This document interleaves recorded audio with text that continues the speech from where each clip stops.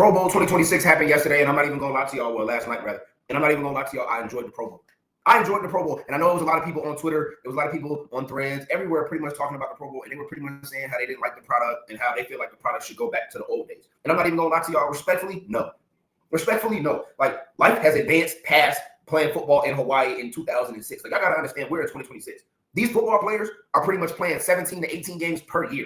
On top of that, you add the Pro Bowl. On top of that, the Super Bowl. So the Seahawks and the Patriots are pretty much playing 19, close to 20-something games in a regular season. Do you know how long of a season that is? They've been playing football since September. It's February. Respectfully.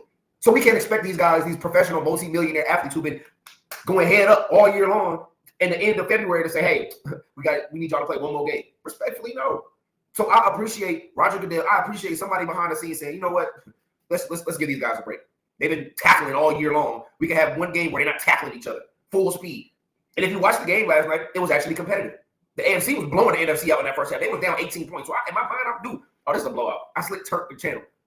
I started watching college basketball. I turned back. All of a sudden, now it's 52 to 52. The game is tied. What is happening?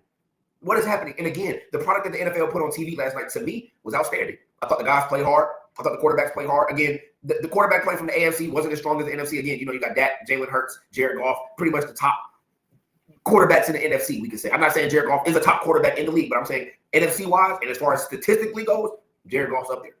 AFC-wise, again, 2 out of the 3 guys were replacements. Matter of fact, all 3 of them were replacements because Joe Burrow should not have been a Pro Bowl. Joe Burrow did not play a complete season this year, and he still was awarded a Pro Bowl.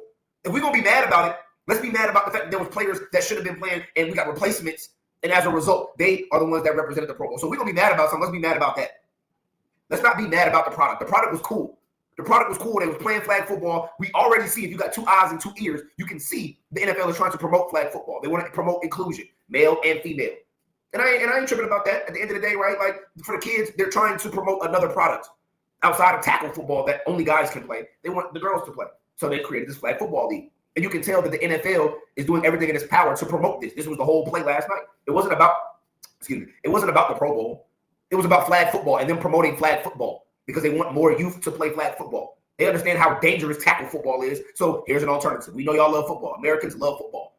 If we was European, we love the other football, which is soccer.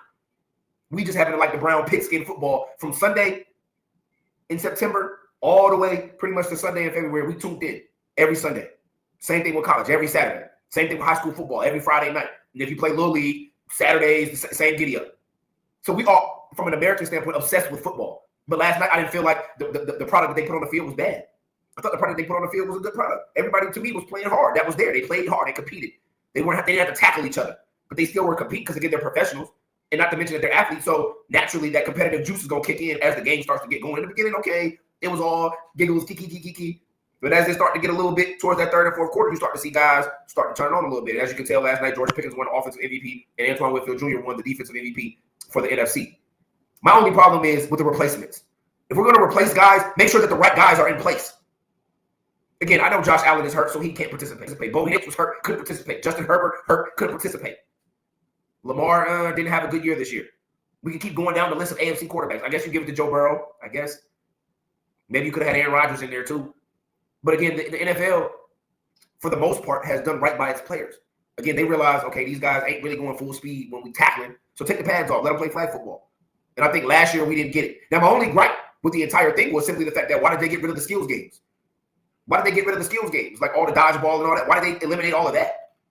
Like if we're going to get rid of something, don't get rid of the skills game. That was the most important part. The fastest man, who got the strongest hands, who can bench the most, right? Quarterbacks that can hit the target. All these different games that they used to play in the Pro Bowl, don't get rid of that. Keep that.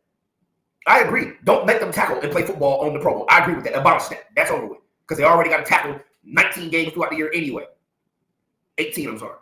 So the 19th game would be the Pro Bowl. So in my mind, one game throughout the year, one game in the entire season where they don't got to tackle, okay, let that be the Pro Bowl.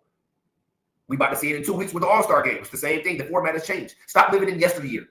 We have evolved as a society. Unfortunately, the old Pro Bowl where Sean Taylor smacking the punter, those days are long gone. The old days of the All-Star East versus the West, those days are long gone. So we have to adapt to the new times. And again, Roger Goodell and the NFL last night were promoting flag football. Yes, it was the Pro Bowl, and okay, it had its biggest stars, but it was promoting flag football. So again, I like the product that they put on the field last night. I thought they were competitive. My only thing is, don't get rid of the skills challenges and all those that made the Pro Bowl outside of just that game good. And number two, let's get the replacements right. Let's get the replacements right. Joe Flacco threw for 4,000 yards or however many yards he threw for this season, but they didn't mean anything because he was on two different teams. You got two quarterbacks that was on the same team that were Pro Bowlers, Joe Burrow and Joe Flacco. To me, that didn't make sense. Let alone Shador, but we're going to give Shador a pass because he was a rookie. And then we know from a celebrity standpoint that clicks, likes, retweets, reposts. We know that. So put Shador in there. But we know he didn't deserve to be a Pro Bowler. But we ain't going to take it away from him because they gave it to you. It's not his fault. So again, we're not going to harp on the Pro Bowl. We're not going to beat the Pro Bowl up. It's 2026. Y'all got to get with the times. Stop living in yesteryear of the old days.